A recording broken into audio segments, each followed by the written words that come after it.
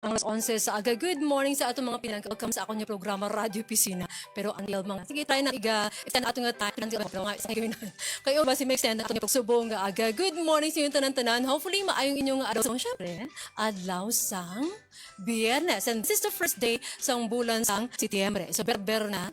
Expect kami sa mga Christmas songs magka-play sa mga kanginan sa ating pinagkaamay ang agis. The reason to our weather inag-ulan pasputan naman naman pero wala na baluan base karon dugay bundak na naman ang ulan sa Tabara. Good morning sa atong mga pinanangga sa pagpanguna sa Mayor Denise Professional kasi mga sarang mga staff naton sa mga podcast as well as atong mga municipal officials. Good morning sa inyo maagit mapapamati sa atong pinanangga kung sa diin man kamo kutob nga nakalapot subong ang signal mo especially sa mga sa public tiyanda. Good news sa inyo todo patugayon yan bas nga batong bisita ko subong one of the newscasters man sang aton nga yun balita tunarong kag subong man ang aton nilang nga sayang by number and president sang Sangguniang Kabataan Municipal Federation ng Otaviano. Good morning. Good morning. Good morning sa Banwasang Santa Barbara, especially sa ato local government unit sa pagpanguna ni Mayor Denise Professional, Mayor Isabel Quino, ako mga sa bayan, sa aton mga bagay officials, especially sa tanan nga Sangguniang Kabataan Chairperson sa Santa Barbara. Okay, ito ni Sir Clyde, or Sir Clyde ang tawag nato. Ang subong sang paghiwaton, September, ang linggo ng kabataan. Or about linggo na how it started, linggo ka. Yes, so I am very proud to announce that this September, the Sangguniang Kabataan in partnership with our local government unit, iwat na magahiwat ang aton ginatawag nga linggo ng kabataan, guguni ako nga una sa diin ginasitusyonalize sa kibot sa linggo ng kabataan every year sa Banwasang Santa Barbara. So naging yearly tradition ang linggo ng kabataan kung sa diin every celebration naton may lain-lain kita nga mga events kag program nga maga-address kag magahatag sang solusyon sa problema sang aton kabataan sa aton nga banwa. Okay. So, ang atong nga linggo ng kabataan, usually sa din siya nag-fall nga month, September? Or arang ibang yung mga month? Yes, Oginzoy, no? So, base sa aton nga ordinansa, dapat ang linggo ng kabataan pagahiwaton every August of every year, no? Apang based on experience, kung bulan sang Agosto, nagahiwat man ang aton nga probinsya sang linggo ng kabataan, no? So, naga-conflict ini sa aton selebrasyon.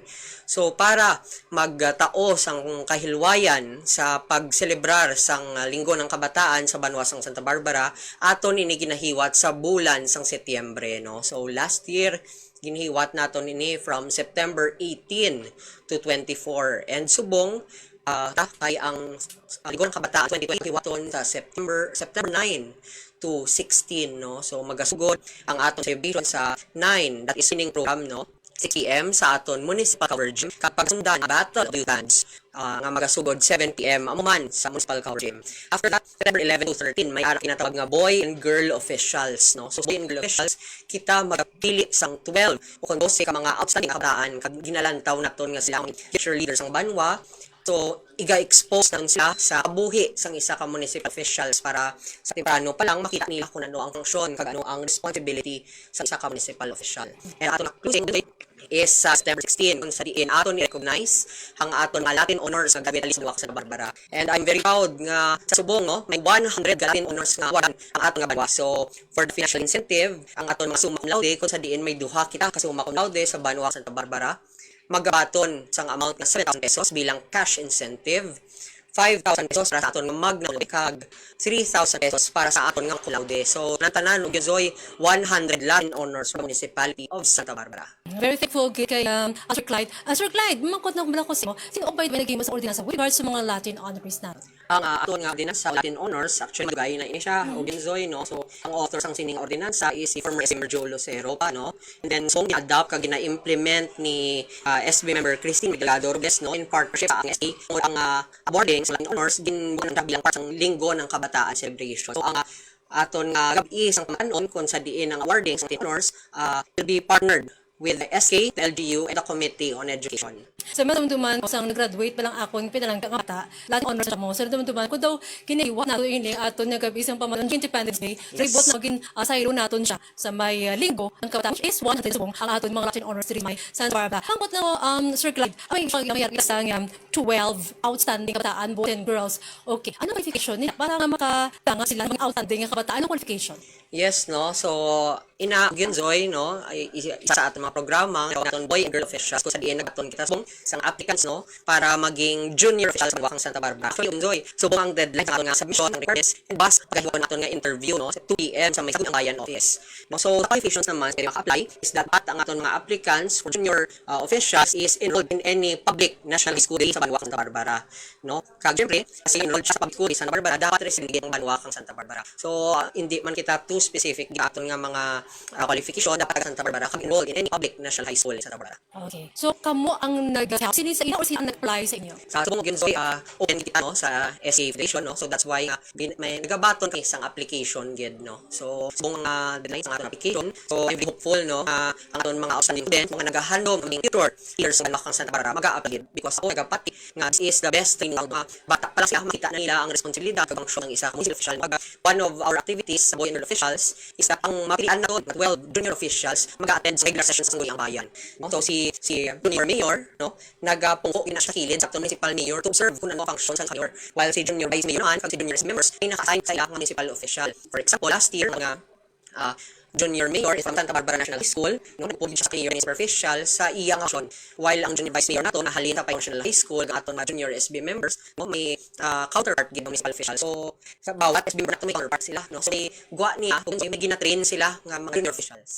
So may gina-train sila may sila ano siya everyday or every activity lang? Okay, ang ating Boy Enrolled Official subong nga tuig o ginso will run from September 11 to 13 lang no so 3 ka daw. So 40 days ang junior officials will be exposed sa everyday living sa aton nga municipal officials. So isa pagid sa aton mga activities that tour na sila sa munisipyo ipakita ng aksyon sa department ang kada opisina and of course training natin sila on parliamentary procedure kag syempre makahit man nila sang ilang mga session kung sa diin wala ang Sangguniang Bayan members naton kag sila na lang ang makondak sa ilang mga session in practice sang parliamentary procedure sa diin sila training. So ba lang apektado ang pag-eskwela sa aton mga pinaka-pamatanon kay nung pisa ng klase naton? So actually apektado gid because we will require ang ilang iras diri sila pinas nila diri sa munisipyo but then again for me I believe this is a one of a kind experience sa aton kabataan no ini experience hindi ini mahatag sang eskwelahan no kaya nga LGU ma-provide sa mo sining experience. So I think mas din nga they take part in this momentous event kung sa diin may experience nila ang life of the municipal official. Siguro mga lalaki sa network mas sila para kung mag-resident sila i-cover ang nila number of days kung sila sa may nag-eskwela. Yes, so every year nga nag-conduct kita sa linggo ng kabataan kapadalag kita sa office letter sa aton mga schools no especially sa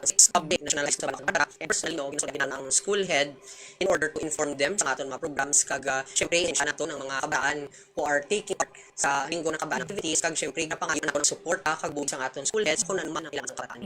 Okay. So magluwas ng proposal sa aking mga municipal officials kay Mayor from September 11 to September 15 ano pag ang mga aktibidades? So ang to Ginsoy no so ang first nilang activity gid is to observe the declaration of the Sangguniang Bayan. So that will be the first activity no. The second activity is that we will be attending the public hearing of a municipal ordinance so pabilang na mag-take part sa isa ka public hearing ng ka-ordinansa. So they will be attending the public hearing of my ordinance no para sa bataan which is the Bataan Excellence Award Ordinance and this will be this ordinance aims no to institutionalize the conduct of the search for the most outstanding Sangguniang Kabataan and the search for the most outstanding youth organization in municipality of Santa Barbara. So attending this hearing I know damo sila learn especially in the formulation of ordinance kag syempre learn man sila kung paano mag-give ng ilang comments at ang mga suggestions in the formulation sang isa ka ordinansa para sa aton banwa. So first day lang ina Ginsoy no. So sa second day may ara sila nga training on parliamentary procedure. They will be trained no may ginukuha kita nga speaker on that no very much knowledgeable when it comes to parliamentary procedure. Kag in the afternoon, kaya sila sang session kung sila ma-assign kung sino ang mga presiding officer kag sino mga members no and in third day they will be together with our SB members liwat no ang activities sang aton SB member mauna ang mga junior officials no so nahimo na nato in last year and it has been very fruitful gid may experience para sa kabataan. For example si Attorney Portia Makino, SB member, ginalaya ang junior official sa Corrido sa Iloilo City kung saan diin nakita ang aton junior official paano mangin SB member kag abogado at the same time. So experience pa sa kabataan sa kani SB member Nils Professional man ginalaya sa pag-inspeksyon sang kanal sa Barangay 5 no. So bilang member in charge of the store expose man ang junior official sa kanina function ng isa SB member. So namin gid experience para sa kabataan. So ang age la pila halos pila edad? Actually, may nasisipan no, sa age of as junior high school or senior high school study sa Banwakang Santa Barbara. So, wala kami qualification in age man. So that means that maghambal kita nga pamatanon ranges from syempre teenagers sila di ba until 24 years old or beyond 24.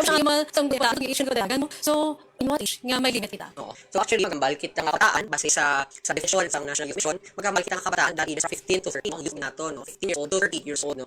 So ikadugon na lang nato na topic on SK elections, no? For elections, ang pwede mapalagan ni SK teachers o SK members are dapat 18 to 24 years old, or to be specific, not more than 24 years of age on the day of the election. While ang pwede makaut sa SK elections are ages 15 to 30 years old. So bali, kung ikaw 15, 17 years old, sa daw kang election, makakuha ka isang balota. Kani para nga sa SK elections. Kung ikaw naman 18 to 30 years old, duha ka balota ang iyong pagkataan. Isa ka balota para sa sangguniang barangay, isa ka balota para sa sangguniang kabataan. So lahat ang pwede kapadlagan sa SK elections naton is 18 to 24, while ang pwede maboto is 15 to 30 years old. Muna. Okay. So, thank you very much kay SB Clark Doctor sa pagkakaroon ng pagkakaroon sa aton nga kabataan. Balik ta sa aton nga ligo na bataan. So, sa aton nga mga outstanding na kabataan nga sa mga experience sa kabusa aton nga mga municipal officials. Ay bala sa iba kay mga incentive or benefits magluwas diri.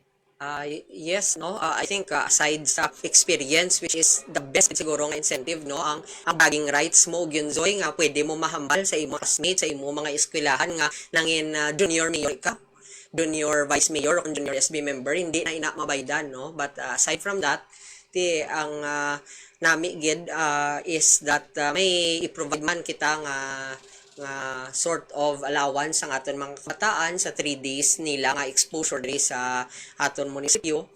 Kag syempre, ang pinakanami siguro nga benepisyo is the experience gid. So amo gid ang for me ang best incentive nga makuha sa aton kabataan. Okay. So far pila ang bilog nag-apply? So far wala pa naton ma-consolidate gid, no, kay subong ang aton nga last day, no. So as of now nagaton pa sa gihapon ang Sangguniang Bayan office ang applicants naton. So panawagan lang. Oo, so panawagan namon ang tanan nga mga kabataan nga interested mag-join kag ma-experience ang life sa aton nga municipal officials.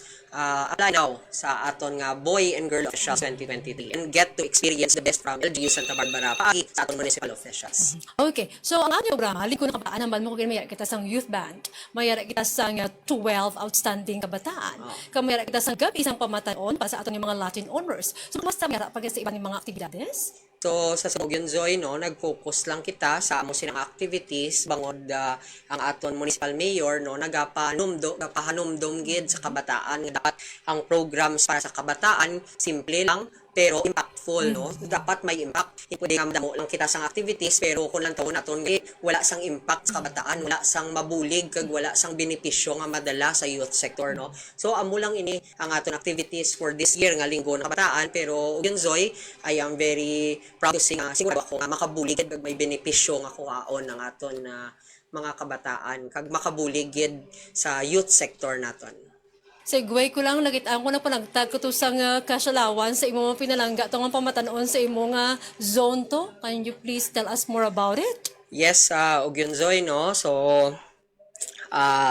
nagligad lang weekend, no, ang Sangguniang Kabataan Zone 3 because we are focused, no, sa education sector sang kabataan sa amon barangay kag health also is one of our priority, but for our program sa edukasyon, no, nagtinguha kami nga makahatag sang libre nga school supplies kag cash allowance, no, sa kabataan sa Barangay Zone 3 Santa Barbara.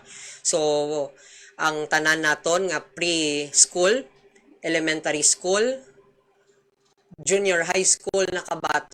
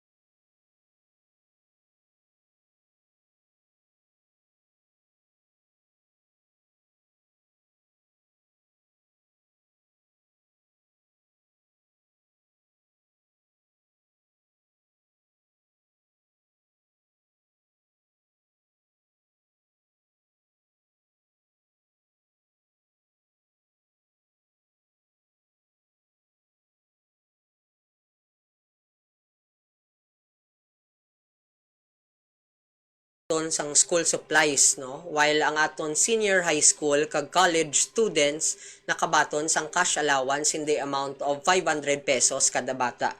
So based sa amon nga lista, ang nakabaton sang school supplies for nursery, kinder kag elementary naglabot na sa 78, no, nga dako gid ang pasalamat sang taga Barangay Zone 3 sa sangguniang kabataan.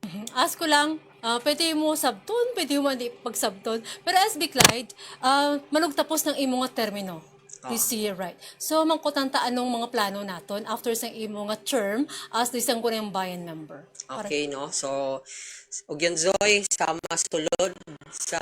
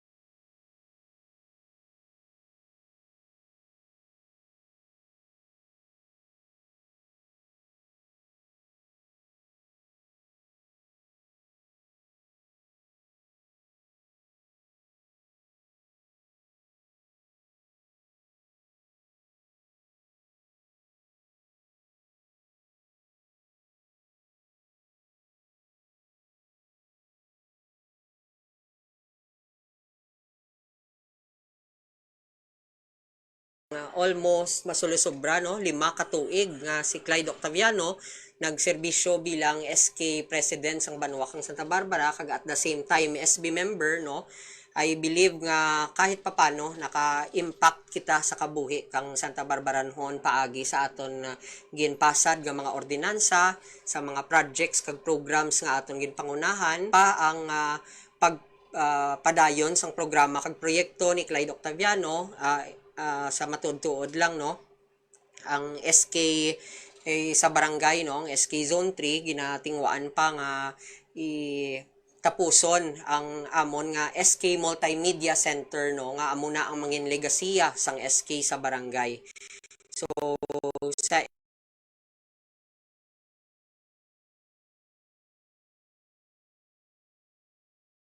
SK Multimedia Center, no, so libre na da ang printing. Actually it's ongoing na siya, no, libre ang printing para sa mga kabataan. Wi-Fi zone man ina siya, kag syempre paabot na ang amon nga duha ka computer unit pagid, no, duha ka computer unit nga libre man nga magamit sa aton kabataan. So all in all sa multimedia center sang SK Zone 3 may 3 ka computer unit nga pwede magamit sa mga kabataan na. So sa pagiging SK President naman, sa subong ginapasad ko pa ang last kong ordinance na that is the search for the most outstanding SK kag most outstanding youth organization. So until sa pagtapos sang akon nga term sa masunod nga 3 ka bulan, sige-sige pa ang program kag proyekto ni Clyde Octaviano nga ginasiguro nga antes ako manaog sa akon posisyon plastado ang youth sector. So matawhay na ang mabulos nga mga SK officials bangod ginlay na naton ang foundation para sa kabataan naton. So sa subong og yun, Zoy, no, wala pa kita, no, sang pure gid nga plano kung anong himuon ta sa pagtapos sang aton nga term bangod ang focus naton subong is kung ano pa ang aton mabulig sa kabataan kag sa banwa kang Santa Barbara sa nabilin naton nga 3 ka bulan. Ask ko lang, SB Clyde, curious lang, saan tingin halin ang budget natin for multimedia center? Sa multimedia center naton no, so si SK Zone 3 subong may existing kitaya nga SK office no, may existing na kita nga SK office, so plastado na ina no sa aton almost 5 ka tuig no nga pagpungko, ginamat-amat na siya pakayo, ginamat-amat siya furnish no, so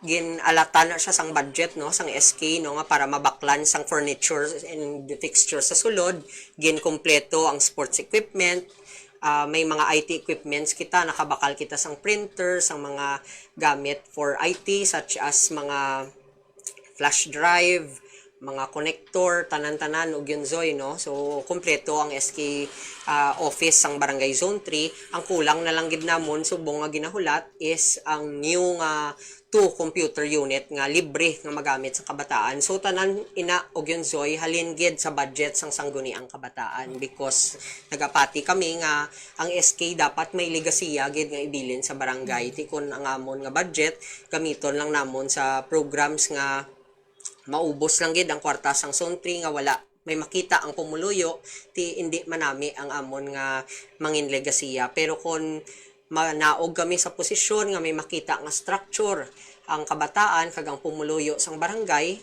kag magamit gid nila no kag open kag kumpleto ang services, amo na siya ang pamatuod nga si Clyde Octaviano kag ang SK Zone 3 may legasiya gid sa Barangay Zone 3. May magapadalagan para sa Zone 3 sa sangguniang kabataan? Yes, no? So, I think plastado man ang SK Zone 3, no? So, may hindi ako kabalo sang updated nga Numbers. ano ni nga record sang Comelec no, but sa akon pagkabalo may isa na nga nag-file sang SK chairperson nga posisyon sa Barangay Zone 3 kag may 7 kakagawad na nga nag-file. I don't know kung nadugangan ina og yun Zoy kay ti padayon pa man ang aton nga registration of certificate of filing of candidacy. So lantawon naton no pag ang SK Zone 3 balantayan gid bangod maswerte na sa akon paglantaw, maswerte na ang mabulos sa akon because nami na iya opisina air conditioned, may wifi na, may isa na ka computer, manog abot pang 2 ka computer to 3 ka computer unit, bastante naman ang sports equipment no, plastado na gid. So siguro mapungko na gid lang kag magpatigayon sa mga bag-o naman nga programa ang mabulos sa akon sa Barangay Zone 3. So kinahanglan na ang iya performance kaayuhon niya man.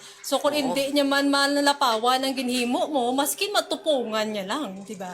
Hindi man sa pagpambog yun Zoy no, pero yes dapat gid lang kag hindi lang na dapat nga sa Barangay Zone 3 no, dapat sa bilog nga Santa Barbara ang aton mga SK no, especially ang mga aspiring SK naton subong mag-focus on projects not just in sports no, and not just in basketball because based on data basketball daw hindi gid specialty sang Santa Barbara no.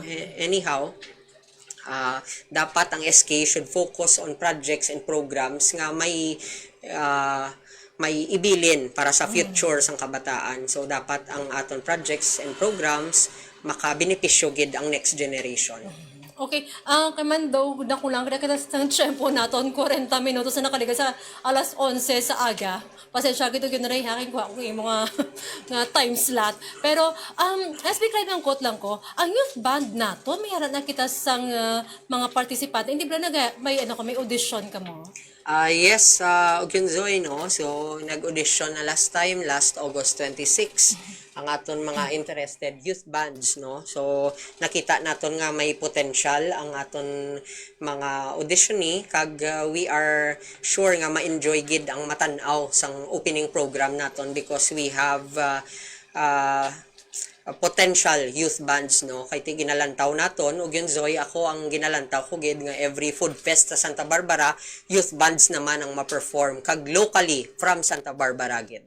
Okay. So, amo daw sa youth band naton, hopefully sila magka-perform sa Cry of Santa Barbara. Hopefully, yes, no? Amo gina ang goal naton nga ang Santa Barbara may kilalagid nga youth band, no? Nga hindi maging sikat lang diri sa aton nga banwa, kundi hopefully sa probinsya gid sang Iloilo. So, let's train more youth bands, no? And paagi sa aton nga competition nga ni diri naton makita kung sino ang mga may potential kag sino ang mangin possible nga mga youth band gid nga madala sa ngalan sang Santa Barbara. Okay, thank you very much kay sa atong pinalagasang kulimbang member Clyde Yap Octaviano. Base may hara ka pa idugang, Sir Clyde?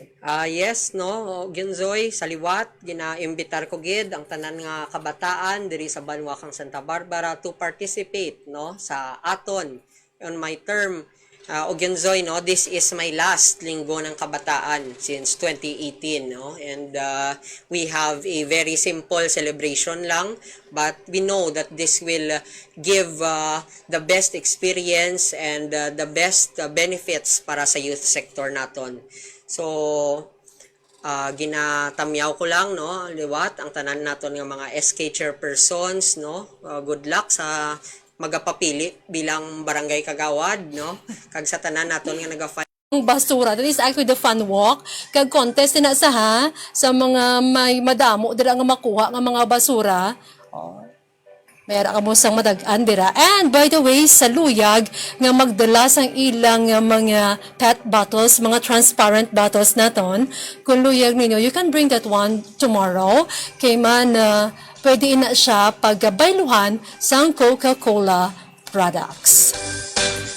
So, laim ng presyo sang transparent bottles, laim ng presyo sang takop niya ha, or ang taklob sang inyong mga botelya. So, laim mo siyang presyo hanay, pwede nyo na siya isegregate anay, kag ipakilo ninyo para mabayluhan naton sang Coca-Cola products by tomorrow. So, kabay pa madamo mag-attend, parang madamo makita nga mabuligan ng mga eskwelahan. And this is actually also the launching sang ammonia programa, batch 1992, one of the active batches sang Santa Barbara National Comprehensive High School. Pero mini sila yaga upot. Kami gali. Doon ta kong lingon ta. Pero mini gali sila ya nag-upod sa mga programa sang LG Santa Barbara, especially ato niya bloodletting since 2017 nagapartisipar gid kami sa bloodletting kag ara gid ang among presensya permi. So we're going to launch the SHE program, Sports, Health, Education, and Environment by tomorrow para man makabuli kita hindi gid lamang diri sa may Santa Barbara kundi sa bilog man nga probinsya sang Iloilo. Mga pinalangga ko wala gid ako sa shampoo flex ko lang gali sino nakatan-aw sa inyo sang ano gani blue super moon. O hindi na siya color blue ha. Amo na siya ginatawag siya nga blue kay man ikaduwa siya nga full moon sa isa ka bulan.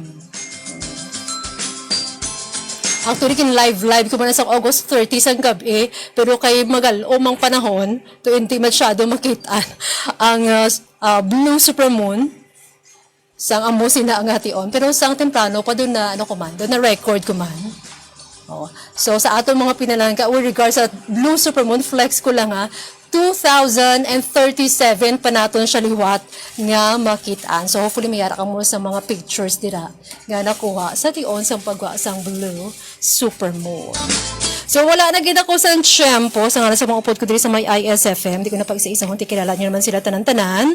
Magkasunod na og yunanay kuno upod kay og yun Lardy Atras kag suman kay og yun Ray Shudina. So sa ngalan na lang sang aton mga pinalangga LG Santa Barbara sa pagpanguna sang aton pinalangga. Paghalang doon nga Mayor, Honorable Mayor Dennis Professor kag suman sa tanan-tanan mga empleyado, mga staff, mga municipal officials kag mga department heads naton. Thank you gid sa pagpamatig sa pagupod sa aton. Sa ako mapinalangga dira sa may Maravilla Street, Barangay General Martin T. Delgado.